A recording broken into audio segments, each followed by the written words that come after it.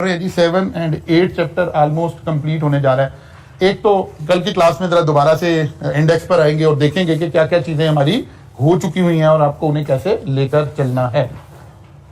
Chapter 5 के अंदर आपको एक और छोटी सी चीज लिखी हुई नजर आएगी, रिसोर्सेज एंड कंपिटेंसेस। दो बातों के ऊपर थोड़ा सा चैप्टर 8 में ये बात और लिखी नजर आएगी। पॉइंट नंबर 5 पर रिसोर्सेज किन को कहा जा रहा है और रिसोर्सेज को हमें किस तरह से जाहिर है इस्तेमाल करना है। ये कोई बड़ी मुश्किल सी बात तो नहीं नजर आ रही है। An entity use resources to provide product और सर्विसेज। जब भी आप कोई प्रोडक्ट प्रोवाइड कर रहे हैं, सर्विसेज प्रोवाइड कर रहे हैं, तो ऑब्वियसली क्या यूज कर रहे होंगे? रिसोर्सेज यूज कर रहे होंगे। वो कहते हैं रिसोर्सेज 4 तरह के हो सकते हैं, human resource, physical resource, financial resource and intellectual capital. वो कहते हैं इन चारों रिसोर्सेज के ऊपर भी हमारी कंपनी की, हमारी ऑर्गेनाइजेशन की, हमारे बिजनेस की बड़ा रिलायंस है और इनसे भी हमें कंपिटेंस पता चलेगी, इनसे भी हमें परफॉर्मेंस पता चलेगी, इनसे भी हम फ्यूचर को प्रिडिक्ट कर सकते होंगे। अब जाहिर ह्यूमन रिसोर्सेज क्या है? वो मैनेजर, वो लीडर, वो वर्कर, वो एम्प्लॉइज जो आपके पास काम कर रहे हैं और उन सारों की सलाहियतें, इसको हम ह्यूमन रिसोर्सेज बोल रहे हैं। और फिजिकल रिसोर्सेज से क्या मुराद है? वो सारे टेंजिबल एसेट्स जो आप यूज कर रहे हैं, property, plant, equipment, including raw material, ये सारी चीजें क्या हैं? ये आपके फिजिकल रिसोर्सेज हैं। इससे भी पता चलेगा कि ऑर्गेनाइजेशन की स्ट्रेंथ क्या है या वीकनेसेस क्या है। अगर हमारे पास बड़े हाईटेक रिसोर्सेज अवेलेबल है, बड़ी हाई एंड टेक्नोलॉजी अवेलेबल है, तो जाहिर है इस कंपनी की स्ट्रेंथ ज्यादा है। स्ट्रेंथ ज्यादा है इसका मतलब है इसकी कैपेबिलिटीज ज्यादा है, ये ज्यादा अच्छा परफॉर्म कर सकती है। और अगर हमारे पास ऑब्सोलीट किस्म की टेक्नोलॉजी है, सब चीजें पुरानी है, स्टेट ऑफ द आर्ट हमारे पास चीजें नहीं है, तो फिर ऑब्वियसली हम इस एरिया में क्या हो रहे होंगे? वीक हो रहे होंगे। इसी तरह से फाइनेंशियल रिसोर्सेज का मतलब है फाइनेंशियल एसेट। फाइनेंशियल एसेट्स का क्या मतलब है? फाइनेंस, कितना पैसा आप इकट्ठा कर सकते हैं। अगर जरूरत पड़ जाए, कोई टेक्नोलॉजिकल चेंज आ जाए, कोई सर्कमस्टांसेस चेंज हो जाए, तो क्या इंपैक्ट क्रिएट होगा? वो कहते हैं कोई मसला नहीं है, पैसा है हमारे पास, हम और चीजें खरीद लेंगे, नई टेक्नोलॉजी खरीद लेंगे। तो इसका मतलब है ये कंपनी बड़ी अच्छी है, स्ट्रांग है, जो फाइनेंशियली स्ट्रांग है। और अगर ऐसा नहीं है तो फिर ये हमारी वीकनेस बन सकती है। फिर इंटेलेक्चुअल कैपिटल का मतलब क्या है? कोई कॉपीराइट, कोई पेटेंट, कोई ऐसा नॉलेज, कोई ऐसा नो हाउ जो आपने इस इंडस्ट्री के अंदर रहकर हासिल की है। इन तीनों चीजों को जरा अलग अलग देखने की जरूरत है कि कैसे और क्या मुराद है यहां पर। तो सबसे पहले आ गया threshold resources and unique resource. वो कहते हैं रिसोर्सेज को आप दो एंगल से देखें। एक है थ्रेशोल्ड रिसोर्स, यही जो ऊपर 4 बातें आ रही हैं। थ्रेशोल्ड का क्या मतलब होता है? कोई एक लेवल, कोई एक पॉइंट। वो कहता है यार ये थ्रेशोल्ड है, इसका मतलब है ये एक किस्म की मिनिमम रिक्वायरमेंट है, ठीक है ना। जैसे हम कहते हैं जी हमारे पास होने का थ्रेशोल्ड क्या है जी? 50%। तो अगर किसी शख्स ने 50% मार्क्स लिए तो इसका मतलब है उसने उस थ्रेशोल्ड को अबूर कर लिया, वो पास तो हो गया। चले सीए में तो बाद में हम मार्क्स नहीं बताते, लेकिन आप नॉर्मल निजाम तालीम में देख लें आजकल क्या परसेंटेज है जी पासिंग? कोई 33% ही है। तो 33% इज थ्रेशोल्ड। लेकिन अगर एक बच्चे ने 92% मार्क्स लिए हैं तो जाहिर है फिर ये उसकी क्या है? ये उसकी एक्स्ट्रा नॉलेज है, एक्स्ट्रा सलाहियत है, एक्स्ट्रा कैपेबिलिटीज है। इसी तरह से रिसोर्सेज को देखने का जरिया बता रहे हैं कि एक थ्रेशोल्ड रिक्वायरमेंट है रिसोर्सेज की, कि अगर इससे भी कम आपके पास रिसोर्सेज है फिर तो आप इस इंडस्ट्री में, इस सेक्टर में सर्वाइव ही नहीं कर सकेंगे, बल्कि अल्टीमेटली आपको क्या लेना पड़ेगा? एग्जिट लेना पड़ेगा, बाहर निकलेंगे। लेकिन अगर आप थ्रेशोल्ड से अबव बैठे हैं तो फिर वो जो नॉलेज है, वो जो रिसोर्सेज है, उसको हम क्या कह रहे हैं? यूनिक रिसोर्सेज आपके पास। Threshold resources are the resources that an entity needs in order to participate in the industry and compete in the market. Without threshold resources, an entity cannot survive in its industry and market. वो कहते हैं इसके बगैर तो आप survive नहीं कर सकेंगे ना। ये वो मिनिमम रिक्वायरमेंट है किन चीजों की? उन्हीं ऊपर वाली 4 चीजों की। ह्यूमन रिसोर्स का एक थ्रेशोल्ड रिसोर्स होगा, फिजिकल एसेट्स का एक थ्रेशोल्ड रिसोर्स होगा, फाइनेंशियल रिसोर्सेज का एक थ्रेशोल्ड रिसोर्स होगा, इंटेलेक्चुअल प्रॉपर्टी का एक थ्रेशोल्ड रिसोर्स होगा। अगर यही नहीं है तो फिर तो आप वो कह रहे हैं कि सर्वाइव ही नहीं कर सकते, फिर तो आप घर जाने की तैयारी करें। लेकिन अगर इससे अबव खड़े हैं आप, तो फिर उसका नाम दे रहे हैं कि ये क्या है? ये यूनिक रिसोर्सेज हैं। और ये असल में आपकी किस चीज को शो कर रहे हैं? कंपेटिटिव एडवांटेज को शो कर रहे हैं कि रिक्वायरमेंट इस रिसोर्स की है लेकिन आप इससे बहुत ऊपर खड़े हैं। आपका रिसर्च एंड डेवलपमेंट, आपके ह्यूमन रिसोर्स, आपका फाइनेंशियल एसेट्स, आपकी इंटेलेक्चुअल प्रॉपर्टी अगर इससे फॉर अवे खड़ी है तो तो ये आपको कंपेटिटिव एडवांटेज दे रही है, जिसका फायदा डेफिनेटली आप फ्यूचर में उठा रहे होंगे। मतलब एक शख्स, एक कंपनी मोबाइल मैन्युफैक्चरिंग में आ गई, तो हमारे जहनों में मोबाइल का कोई एक बिल्कुल बेसिक स्ट्रक्चर होगा ना, कि अगर ये कुछ भी नहीं है तो फिर तो ये मोबाइल ही नहीं है ना, फिर तो इसको लेने की जरूरत ही कोई नहीं है। लेकिन फिर कोई अच्छी कंपनीज होंगी, सैमसंग होंगी, एप्पल होंगी, फला होंगी, वो कहां खड़े होंगे? वो यूनिक रिसोर्सेज के साथ खड़े होंगे। वो टेक्नोलॉजी, उनके रिसोर्सेज, उनकी सारी चीजें कहां खड़ी होंगी? जाहिर है यूनिक लेवल पर खड़ी होंगी। Unique resource that competitor would have difficulty in acquiring. वो कह रहा है यूनिक रिसोर्स कब होगा? अगर तो वो इतना ही कॉमन है कि हर बंदा एक्वायर कर लेगा, तो फिर वो यूनिक रिसोर्स होगा, फिर वो कंपेटिटिव एडवांटेज नहीं बनेगा। यूनिक रिसोर्स कोई रिसोर्स जब ही होगा जब कंपेटिटर उसे उतनी आसानी के साथ, उतना फ्रीक्वेंटली एक्वायर ना कर सकता हो, फिर वो यूनिक रिसोर्स बनेगा। फिर उसने कहा it might be obtained from ownership of scarce raw material such as, वो कहते हैं आपकी इंडस्ट्री का कोई रॉ मटेरियल बड़ा स्केर्स है, लिमिटेड है, स्केर्स रिसोर्सेज, आपने उधर कॉस्ट वगैरह के अंदर उनकी मैनेजमेंट और उनकी प्लानिंग भी पड़ी होगी। वो कहता है अगर कोई आपके पास स्केर्स रिसोर्स है जो दुनिया में मिलता ही नहीं है, कंपेटिटर के पास है नहीं, लेकिन आपके पास है, तो ये शो कर रहा है कि आपके पास यूनिक रिसोर्स है। जैसे किसी चीज के एक्सप्लोरेशन के राइट्स आपके पास हो कि आप ही ये चीज एक्सप्लोर कर सकते हैं, कोई नेचुरल रिसोर्सेज को एक्सप्लोर करने के राइट हो सकते हैं, कोई रिफाइनरी से रिलेटेड राइट्स हो सकते हैं, कोई सिगरेट मैन्युफैक्चरिंग से रिलेटेड राइट्स हो सकते हैं, कोई भी ऐसा रिसोर्स जो यूनिक है, जो हर एक के पास नहीं है, तो फिर आप उस यूनिकनेस की वजह से कंपेटिटिव एडवांटेज ले लेंगे। आपकी लोकेशन समटाइम आपको यूनिक रिसोर्स बना रही होती है। मसलन कोई एक बहुत बड़ा मॉल बना, शॉपिंग मॉल बना, और उसकी फ्रंट की पहली शॉप ही आपके पास है। अब ये एक यूनिक अपॉर्चुनिटी थी, ये एक ही शॉप हो सकती थी, कोई शहर की एंट्रेंस के ऊपर, कोई शहर का बड़ा कोई सिविक सेंटर बना है उसके ऊपर, लोकेशन आपकी क्या हो सकती है? यूनिक हो सकती है। या जैसे हमारे ये आईसीआई का सोडा ऐश प्लांट इन्होंने खेड़ा माइंस के पास लगा रखा है। अब उस सोडा ऐश प्लांट के अंदर एक पानी इस्तेमाल होता है जो कि अगर आप खेड़ा माइंस में भी गए हो तो आपने वो देखा होगा, जो विजिटर्स के लिए अब उन्होंने माइंस बना रखी हैं, तो वहां एक अंदर छोटा सा वो तालाब सा बना हुआ है जिसके अंदर आप पानी वो फेंकते हैं, पत्थर फेंकते हैं, तो वो पता चलता है कि यार ये वाटर डिफरेंट है क्योंकि वो super saturated solution of salt है। तो इस तरह का वाटर सोडा ऐश में इस्तेमाल हो रहा होता है।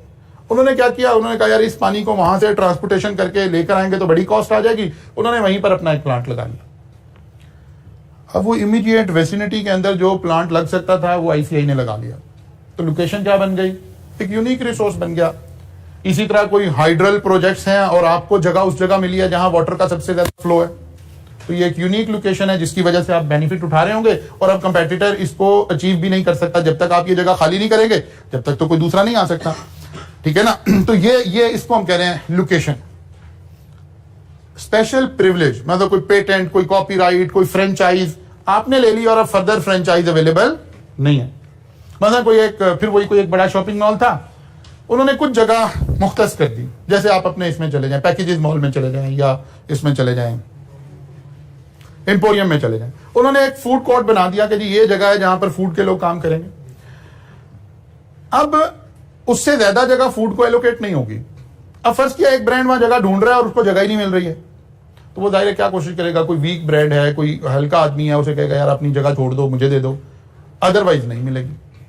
तो ये स्पेशल प्रिविलेज जो है वो भी कोई यूनिक रिसोर्स हो सकता है, किसी भी चीज में ये क्रिएट हो सकता है। समझने के लिए वैसे तो हम इंडस्ट्री से रिलेटेड बातें कर रहे हैं, जैसे हमारे यहाँ जिम खाना की मेंबरशिप है, अब हर आदमी को नहीं मिलेगी, उन्होंने डिसाइड कर रखा है कि इतने ही मेंबर होंगे, कोई मेंबर की डेथ होगी, कोई मेंबर एग्जिट लेगा तो नया मेंबर ऐड होगा, तो ये प्रिविलेज है, एक ठीक है, एक यूनिक रिसोर्स के तौर पे काम करेगा। तो वो कह रहे हैं कि इस तरह से ऑनरशिप की वजह से, लोकेशन की वजह से या किसी स्पेशल प्रिविलेज की वजह से कोई रिसोर्स जो है वो क्या हो सकता है, यूनिक रिसोर्स में कन्वर्ट हो सकता है। अच्छा जी, फिर वो कह रहे हैं कंपिटेंसीज। कंपिटेंसी का क्या मतलब है? कंपिटेंसीज आर एक्टिविटीज और process in which an entity use its resources. They are created by bringing resources together and using them effectively.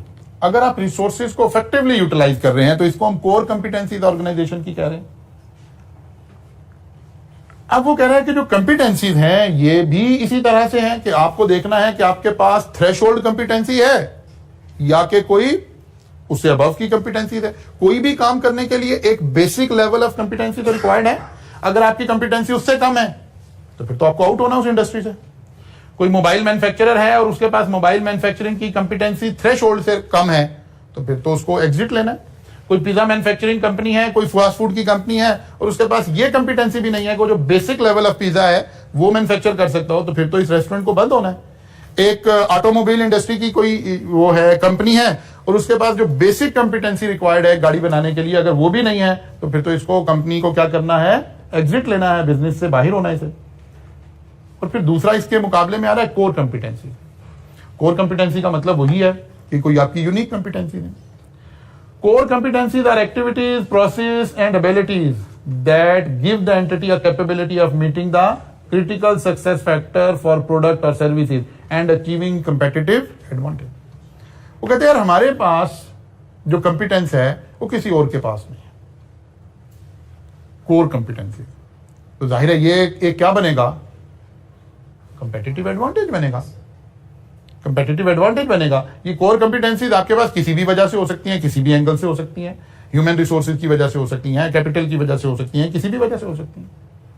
लेकिन अगर आपके पास कंपिटेंसीज हैं, कोर कंपिटेंसीज हैं, तो जाहिर है ये अल्टीमेटली उस कंपनी को क्या प्रोवाइड करेंगी, कंपेटिटिव एडवांटेज प्रोवाइड करेंगी। मींस कंपेटिटर से ज्यादा बेहतर आप परफॉर्म कर सकेंगे। Threshold capabilities are minimum capabilities needed for the organization to be able to compete in the given market. For example, threshold competencies are competencies where the entity has same level of competency, यानी जो सभी के पास है। मतलब एक अगर chartered accountant firm होगी तो जाहिर है उन सबके पास सारे ऑनर कौन होंगे, चार्टर्ड अकाउंटेंट ही होंगे। तो ये क्या बन जाएगी, फिर थ्रेशोल्ड कंपिटेंसीज बन जाएगी। आप ऑडिट फर्म में इंटरव्यू देने जा रहे हैं ट्रेनिंग के लिए, तो सारे लोगों ने ही कैफ क्वालिफाई किया हुआ होगा। तो अभी उस वक्त कैफ जो है वो किसी और के मुकाबले में तो आप बड़े अपने आप को फाते समझ रहे होंगे कि यार क्या बात है, लेकिन उस इंटरव्यू के लिए तो ये आपकी क्या बन जाएगी, थ्रेशोल्ड कंपिटेंसीज बन जाएगी। इसी तरह से किसी इंडस्ट्री के अंदर चले जाएं तो कुछ कैपेबिलिटीज होंगी जो बेसिक रिक्वायरमेंट होंगी उस इंडस्ट्री की। ऑटोमोबाइल्स की अपनी रिक्वायरमेंट होंगी, शुगर की अपनी होंगी, फास्ट फूड की अपनी होंगी, बेवरेजेस की अपनी होंगी, सीमेंट की अपनी होंगी। तो ये सारा कुछ तो क्या आ जाएगा, थ्रेशोल्ड में फॉल कर जाएगा। ऐसी कंपिटेंसीज जो सभी के पास हैं, अगर आपके पास नहीं होंगी तो फिर तो आपका सर्वाइवल खतरे में है, क्योंकि ये वैल्यू ऐड नहीं कर रहे, ये तो आप क्राइटेरिया मीट कर रहे हैं। ठीक है ना, ये तो अब आप क्राइटेरिया मीट कर रहे हैं, वैल्यू ऐड नहीं कर रहे हैं। They are easy to imitate. क्या मतलब, इन्हें कॉपी, अगर आपके पास कोई है भी, फर्ज किया कहते हैं नहीं यार ये काम, तो कहते अगर ये कोई ऐसा काम है कि जो भी कॉपी हो जाएगा, जैसे ही किसी को पता चलेगा वो भी कर लेगा, तो फिर ये भी थ्रेशोल्ड कैपेबिलिटी दी है। ऐसी कोई आपकी कोई ऐसी स्किल सेट जो हो सकता है अभी इमीडिएटली सिर्फ आपके पास है, लेकिन जैसे ही लोगों को पता चलेगा तो वो भी ये काम कर लेंगे, तो वो कह रहा है ये भी असल में थ्रेशोल्ड कैपेबिलिटी दी है, क्योंकि ये तो कॉपी हो जाएगा ना। हाँ, इसके कॉपी होने में कोई रुकावट हो, पता चले जी इस पे 20 करोड़ रुपया लगेगा और जिस इंडस्ट्री में मैं हूं उसमें 20 करोड़ कोई नहीं लगा रहा, तो फिर ये थ्रेशोल्ड में नहीं आएगा। फिर मेरा वो फाइनेंशियल एसेट जो है वो मुझे यूनिक बना रहा है, मुझे कंपेटिटिव एडवांटेज मिल रहा होगा। ठीक है ना। लेकिन अगर सभी कर लेंगे फिर तो कोई प्रॉब्लम नहीं है। मतलब हम यहां कोई बड़ा अच्छी किस्म का, कोई बहुत यूनिक किस्म का एक हम मल्टीमीडिया लाके लगा दें और हम कहें कि जी क्या कॉलेज को कोई यूनिक उसमें आ गए हैं, तो कहते नहीं यार, ये जैसे ही पता चलेगा कि ये ब्रांड का भी अवेलेबल हो गया तो कोई दूसरा कॉलेज भी लाके लगा देगा, इसमें क्या मसला है। तो ये थ्रेशोल्ड आपको कंपेटिटिव एडवांटेज नहीं दे देगा, बल्कि ये तो कोई बात नहीं है, ये तो थोड़े से पैसे चाहिए कोई भी जाके लगा देगा। तो कहते हैं कि अगर कोई ये दोनों कैटेगरीज या तो कंपलसरी है, सेम लेवल है, सब लोग यही काम कर रहे हैं, तो फिर आप भी वही कर रहे हैं, तो इसमें कोई खास बात नहीं है। मसलन जी वाटर के अंदर हम आजकल टैप वाटर तो अब यूज नहीं कर रहे होते, आप मिनरल वाटर यूज कर रहे होते हैं, जिसे हम मिनरल बोलते हैं। Actually this is RO water. अब आरओ वाटर की बेसिक रिक्वायरमेंट है, ये आरओ प्रोसेस से गुजर रहा होगा, रिवर्स ऑस्मोसिस के प्रोसेस से गुजर रहा होगा, इसमें मेम्ब्रेन लगी हुई है। अब वो सारी कंपनीज में, हता कि अगर कोई बिल्कुल छोटा सा आपके उस पर भी प्लांट लगा हुआ है ना, तो वो उसमें भी ये मेम्ब्रेन लगी हुई है। और ये सभी लोगों ने ये दुनिया में 2-3 कंपनीज हैं जो ये मेम्ब्रेन्स बनाती हैं, सभी के पास वो लगी हुई हैं। अब आप कहें जी हम आरओ वाटर प्रोवाइड कर रहे हैं, तो ये तो थ्रेशोल्ड कैपेबिलिटीज के अंदर आ गया। जो महल्ले में छोटी सी वाटर शॉप भी लगी हुई है वो भी यही काम कर रही है। तो आपने कहा नहीं हम साथ में फलां काम भी कर रहे हैं, हमने कहा जी हम जो है, हम जब आप बॉटल लाते हैं हम उसे फिल करते हैं तो आमतौर पर लोग उस बॉटल को बड़े अच्छे से वॉश नहीं कर रहे हैं, तो वो जो अच्छा पानी भी ले रहे हैं वो उस बॉटल की वजह से खराब हो रहा है। तो एक वाटर शॉप ने क्या किया, उसने एक थोड़ी सी जगह मुख्तस कर दी, उसने कहा यार हमने यहाँ इंफ्रारेड लाइट लगाई हुई है और हम आपकी बॉटल को कोई 2 मिनट के लिए उसमें रखते हैं ताकि स्टेरिलाइज हो जाए। या और इसी तरह से ओजोन वाटर, ओजोनेटेड वाटर कहलाता है O3, उसकी मदद से हम वॉश कर देते हैं जी आपकी बॉटल को, स्टेरिलाइज कर देते हैं। या H2O2 एक इस्तेमाल होता है, H2O2, इससे आप स्टेरिलाइज कर दें। कहते यार अब देखें ना हमारे पास, अब हम जो कर रहे हैं वो सब नहीं कर रहे हैं। वो कहते नहीं, इनमें से कोई काम ऐसा नहीं है कि अगर ये बात बाहर निकलेगी तो फौरन कॉपी हो जाएगी। ये इंफ्रारेड कोई भी लगा देगा लाके, H2O2 से वॉशिंग कोई भी शुरू कर देगा, O3 से वॉशिंग कोई भी शुरू कर देगा। इसका मतलब है ऐसा प्रोसेस भी कि जो इजी टू कॉपी करना हो, इजी टू अडॉप्ट कर लेना हो, जिसमें कोई लंबा चौड़ा फाइनेंस नहीं चाहिए, कोई अप्रूवल नहीं चाहिए, कोई और नहीं चाहिए, तो ये भी बेसिकली थ्रेश होल्ड में है। हाँ फर्ज कर लें दुनिया के अंदर पाबंदी है, लेट्स अज्यूम, मैं ऐसे एक हाइपोथेटिकल समझाने के लिए एक बात कर रहा हूं कि O3 यूज नहीं किया जा सकता। O3 डेंजरस भी है और इसकी कोई पर्टिकुलर लाइसेंसिंग है और बड़ी सख्त लाइसेंसिंग है और आपके पास है और पाकिस्तान में किसी और के पास नहीं है, देन क्राइटेरिया कुछ और होगा, ठीक है ना। लेकिन ऐसे रिसोर्सेज, ऐसी कैपेबिलिटीज जो कोई भी अडॉप्ट कर लेगा वो भी थ्रेशोल्ड कैपेबिलिटीज ही बन जाएंगी, वो नॉर्म ऑफ द बिजनेस बन जाएंगी, सभी को करना पड़ जाएगा। क्लियर हो गई बात जी? अच्छा जी, अब इन्होंने इसके लिए जो दूसरा लफ्ज इस्तेमाल किया वो किया सस्टेनेबल कोर कंपिटेंसी, थ्रेशोल्ड के साथ कोर कंपिटेंसी। वो कह रहे हैं यार अगर आप कहते हैं कि हमारी तो कोर कंपिटेंसी है, कोर कंपिटेंसी का क्या मतलब था कि इससे मुझे बेनिफिट मिलेगा, कंपेटिटिव एडवांटेज मिलेगा, मैं ये क्लेम कर सकूंगा कि मेरी प्रोडक्ट बाकियों से सुपीरियर है। अच्छा जी, जैसे नेस्ले क्लेम करता है कि जी वाटर वो सबसे अच्छा बना रहा है, लेकिन अब उस क्लेम में हमें देखना पड़ेगा ब्रेक डाउन करके कि यार नेस्ले से पूछा जाए कि भाई आप क्या कर रहे हैं, वो कहते हैं हम आरओ वाटर दे रहे हैं, तो कहते हैं सारी आरओ दे रहे हैं। तो फिर कोर कंपिटेंसीज कहां से आ रही है? वो कह रहे हैं कोर कंपिटेंसीज ऐसी कंपिटेंसीज को कह रहे हैं जो core कंपिटेंसीज might loss for very short time. वो कहते हैं बाद दफा ये वाली बात है कि कोई कोर कंपिटेंसीज आ गई है, एक कंपनी ने H2O2 यूज करना शुरू कर दिया है और वो सोच रहा है कि मेरे पास ये कोर कंपिटेंसीज है, अभी कोई नहीं, कह रहे नहीं ये तो शॉर्ट टाइम के लिए, इसका कोई फायदा नहीं है। In which case they do not provide much competitive advantage, इससे कोई खास कंपेटिटिव एडवांटेज नहीं होगा, क्योंकि अगर मैं कोई एक अच्छा प्रोसेस कर रहा हूं तो कस्टमर को मुझे कहीं बताना पड़ेगा ना, फिर ही तो मैं एडवांटेज लूंगा कि यार मेरी कंपनी ये काम कर रही है। अब उस काम में है कुछ भी नहीं है, जैसे ही मैं किसी एड में किसी जगह क्लेम करूंगा बाकी कंपनी को पता चलेगा कि यार कल आप भी मंगवा के लगवा दें, इसमें क्या मसला। तो फिर ये कोर कंपिटेंसीज नहीं रहेगी। वो कह रहा है core competitive advantage is provided by sustainable core कंपिटेंसीज। Sustainable core कंपिटेंसीज का क्या मतलब है? ऐसी कंपिटेंसीज जो लॉन्ग टर्म में आप सस्टेन करेंगे। These are core competencies that can be sustained over a fairly long period of time, over a period of time that is long enough to achieve strategic objective. अगर ऐसा ना हो कल कोई सारे लोग ये कर ले, नहीं 2 4 5 साल तो लोग नहीं कर पाएंगे, अब हमें एज मिल रही है, फिर इसका कोई फायदा है। और आज हमने लॉन्च किया, कल लोग भी लॉन्च कर देंगे, तो इसका कोई फायदा नहीं है, ठीक है। सस्टेनेबल कंपिटेंसीज शुड बी ड्यूरेबल, और वो कहते हैं कि ड्यूरेबल होनी चाहिए और डिफिकल्ट होना चाहिए उसको कॉपी करना। उसमें डिफिकल्टी क्या होनी चाहिए? या तो कोई टेक्निकल नो हाउ ऐसा हो कि हर बंदा अफोर्ड ना कर रहा हो, या कोई लाइसेंसिंग ऐसी हो, या कोई कॉपीराइट्स ऐसे हो ताकि सब लोग उसे इमीडिएटली फॉलो ना कर सकते। वो कहते हैं इसे 3 हिस्से में देखना चाहिए, 2 हिस्से में। ड्यूरेबिलिटी क्या मतलब? Durability refer to the length of time that core competency will continue in existence. और दूसरी बात है कि भाई उसे लोग कॉपी ना कर सकते हो जल्दी से। कॉपी करने का सोचें तो पता चले इतने ज्यादा पैसे चाहिए, भले कॉपी हो सकता हो लेकिन उसके लिए आपको फंड ज्यादा रिक्वायर्ड हो, तो फिर भी कंपिटेंसी आपकी रहेगी, कोर कंपिटेंसी रहेगी। मसलन दुनिया में बहुत सारी कंपनीज जो हैं वो आपको ये सर्विसेज प्रोवाइड कर रही हैं, होस्टिंग की सर्विसेज प्रोवाइड कर रही हैं। अब हमारे बिल्कुल लोकल कंपनी से लेकर और Amazon तक एक लंबी रेंज है हमारे पास होस्टिंग सर्विसेज की। अब अगर Amazon ये क्लेम करे कि यार जिस लेवल की कंपिटेंसी हम प्रोवाइड कर रहे हैं वो कोई और नहीं कर सकता, तो जाहिर है उसमें सबसे ज्यादा काम किसका होगा?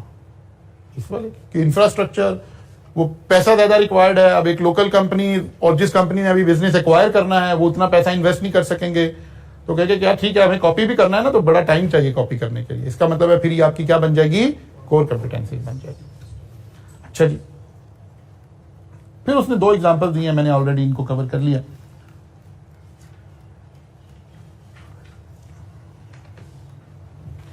core competencies and selection of market. A core competency give a business entity a competitive advantage in a particular market or industry. जाहिर है हम जब भी किसी competitive advantage की बात कर रहे होते हैं, जब भी किसी पॉजिटिव या नेगेटिव फैक्टर की बात कर रहे होते हैं, तो वो 2 एंगल से ही कर रहे होते हैं, या पर्टिकुलर मार्केट या इंडस्ट्री। देखना पड़ता है कि हमारा उस वक्त का पर्सपेक्टिव क्या है। मतलब हम कहते हैं कि लाहौर में अभी कोई नहीं ऐसे कर रहा, इसका मतलब है हम पर्टिकुलर मार्केट की बात कर रहे हैं।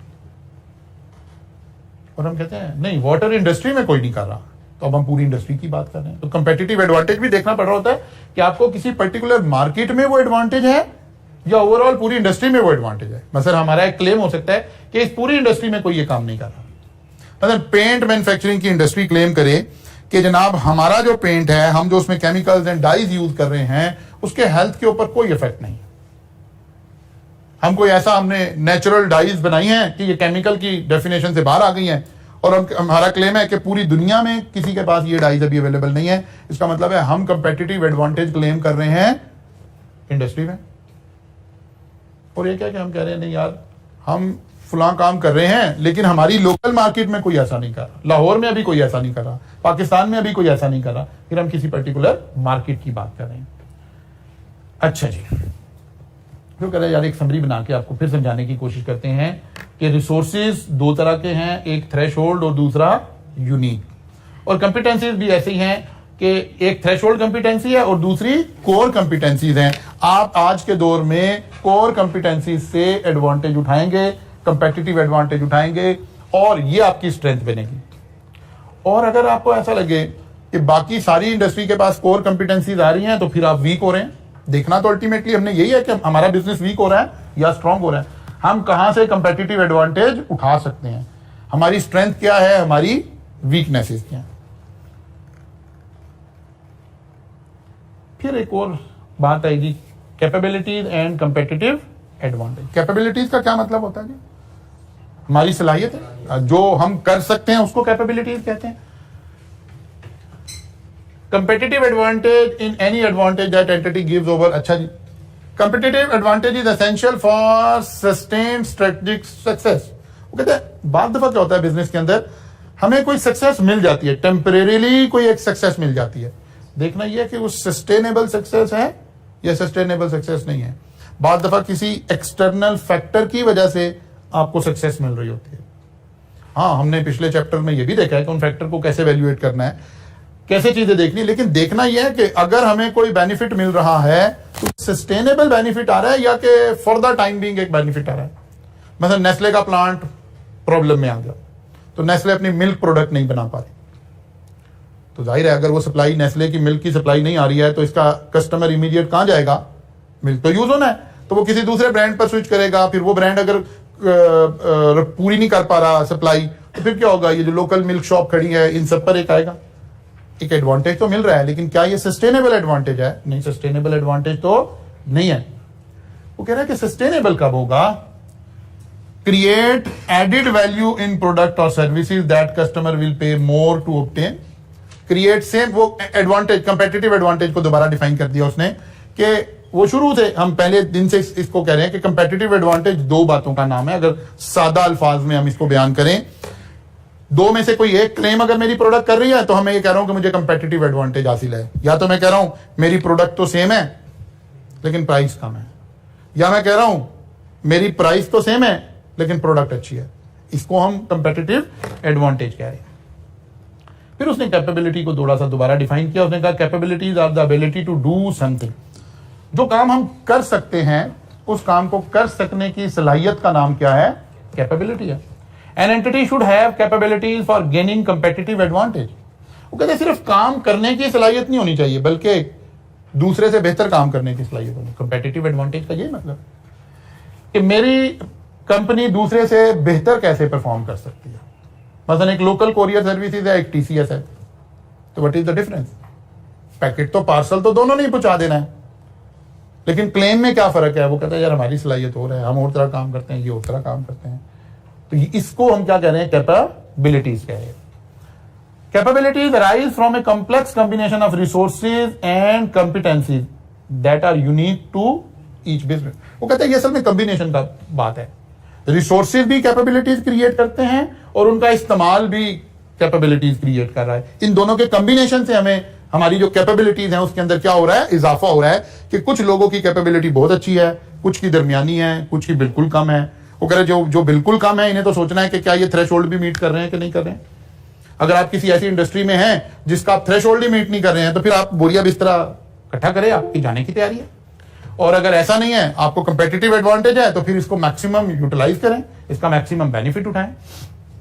अच्छा जी, फिर इसने इसका नाम ना इसको थोड़ा सा इसने दो नाम दे दिए। एक नाम दिया डायनेमिक कैपेबिलिटीज। जैसे हम वहां कोई भी नाम दे रहे थे, dynamic capabilities is a term used to describe the ability of an entity to create new capabilities of adopting to its changing business environment. वो कहता है कि असल में मसला क्या है, ऐसा नहीं है कि एक दफा आपने एक एबिलिटी क्रिएट कर ली है तो अब आप हमेशा लीड करेंगे, ऐसा तो नहीं है। इंडस्ट्री के अंदर तो अगर आपने एक कंपेटिटिव एडवांटेज लिया है तो बाकी लोग थोड़े अरसे में वहां पहुंच जाएंगे, depending on the nature of the business. कोई 2 महीने में पहुंच जाएंगे, किसी बिजनेस में साल में पहुंच जाएंगे। वो कहते हैं आपके अंदर असल में डायनामिक कैपेबिलिटीज होनी चाहिए। क्या मतलब? जो बाकी के जब यहां पहुंचे तो आप यहां पहुंच चुके हो, फिर आप लीड करेंगे ना। मसलन एप्पल ने मोबाइल्स बनाने शुरू किए तो उसने कॉन्सेप्ट दिया कि यार हम state of the art mobiles बना रहे हैं। अब जो भी एप्पल इस वक्त लेटेस्ट मोबाइल में प्रोवाइड कर रहा है तो क्या हो रहा है, सारी इंडस्ट्री उसके ऊपर फोकस करके उसको क्या कर रहे हैं? कॉपी कर रहे हैं, वहां तक पहुंचने की कोशिश कर रहे हैं।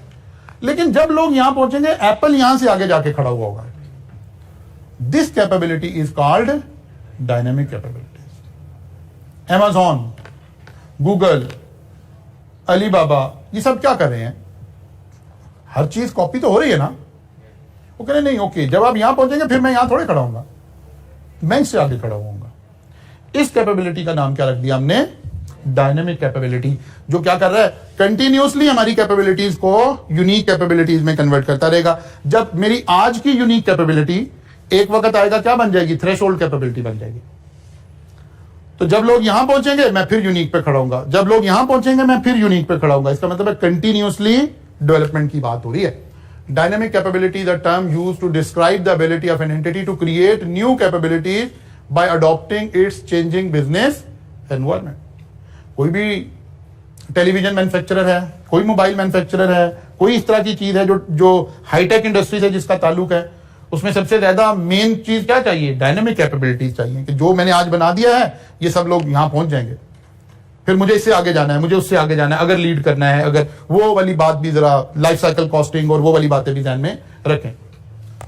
अच्छा जी, रिन्यूइंग इट्स रिसोर्सेज बेस। वो कहता है हमें अपने रिसोर्सेज की बेस को रिन्यू करना पड़ेगा। क्या मतलब? बढ़ाना पड़ेगा, क्योंकि आज जो मुझे कैपेबिलिटीज का एडवांटेज है वो इस वजह से मेरे रिसोर्सेज ज्यादा थे। तो जब सब लोग यहां पहुंचेंगे तो फिर मुझे अपने रिसोर्सेज को रिन्यू करना पड़ेगा।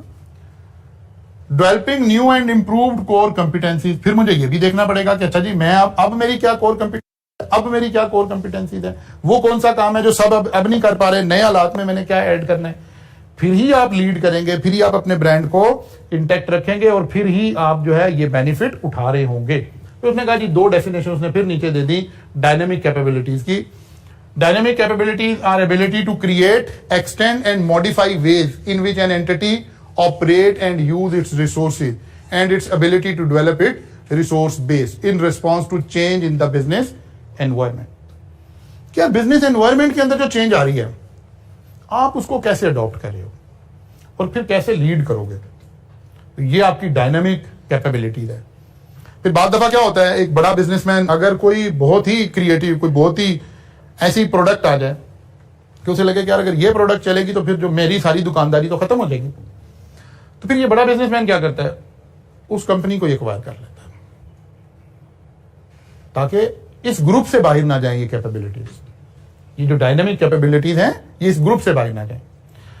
पाकिस्तान में ये अभी जब थोड़ा सा काम शुरू हुआ, ऐप बेस्ड बिजनेसेस शुरू हुए, तो फूड पांडा वर्ल्ड वाइड काम कर रहा था। अब ये एक नया कॉन्सेप्ट था, मतलब बाहिर तो एक छोटी सी ऐप है, उबर और ये छोटी छोटी सी ऐप्स है ना, कुछ भी नहीं है, लेकिन अपने वक्त में बहुत बड़ा कॉन्सेप्ट था कि कोई बंदा फूड का बिजनेस वो कंपनी कर रही है जिसका कोई रेस्टोरेंट नहीं है, मतलब जो जिसको फूड का पता ही नहीं है, उसके पास ना कोई रेसिपी है, ना कोई रेस्टोरेंट है, ना कोई चीज है, क्या है जी, एक ऐप है, वो उससे फूड का बिजनेस कर रही है। ये उस वक्त का बहुत बड़ा कॉन्सेप्ट था। इसी तरह उबर और करीम जब लोग आए तो उस वक्त का बड़ा कॉन्सेप्ट था कि एक शख्स है जो एक भी व्हीकल एक्वायर नहीं करता, लेकिन दुनिया की सबसे बड़ी कंपनी उसकी है, उस ऐप की मदद से उसने काम किया। तो उस वक्त पाकिस्तान के भी एक कुछ लोगों ने, बच्चों ने काम करके ना एक ऐप बनाई, इन्होंने फूड पांडा को ही देखा, ईट ओए के नाम से एक ऐप बनी पाकिस्तान में, लोकल बच्चों ने बना ली। उन्होंने इसको थोड़ा सा मार्केट भी कर लिया लोकल, उसके अंदर जा जाके लोगों को अपने उस पर कस्टमर बेस में ले गया। जब फूड पांडा पाकिस्तान आया तो उसने देखा यार ये बीच में कौन आ गया, उसने आते ही सब, वो एक छोटी सी ऐप थी, अब अगर मुझे सही याद है तो वो उस वक्त वो ऐप कोई 12-15 करोड़ रुपए की खरीद ली थी फूड पांडा ने। इसलिए नहीं खरीदी थी कि फूड पांडा को उस ऐप की रिक्वायरमेंट थी, बस उसको खरीद कर डिस्कार्ड कर दिया ताकि कंपेटिटर मार्केट में ना हो। हम अपनी कैपेबिलिटीज के ऊपर लोगों को कहें कि food Panda is the option होगी। तो समटाइम आप ऐसे भी कर रहे होते हैं, इस तरह के काम भी कर रहे होते हैं। उन बच्चों की दिहाड़ी लगी, वो सारी जिंदगी में उन्होंने जो कमाना था उन्होंने देखा चलो जी ये काम हो गया तो खैर एनी तो इस तरह से भी आप अपनी बाद दफा जो डायनेमिक कैपेबिलिटीज हैं उनको मेंटेन रखने की या कंटिन्यू रखने की कोशिश कर रहे होते हैं। कल इंशाल्लाह ताला यहाँ से फर्दर आगे चलेंगे। इसको यहीं से पढ़ लीजिएगा, ये बिल्कुल जबरदस्त टू दी पॉइंट लिखा हुआ है, और इससे समराइज करेंगे तो कुछ चीजें निकल जाएंगी बीच में, तो इसलिए इसे यहीं से पढ़ेंगे। कल मुलाकात होगी इंशाल्लाह, यहाँ से आगे चलेंगे।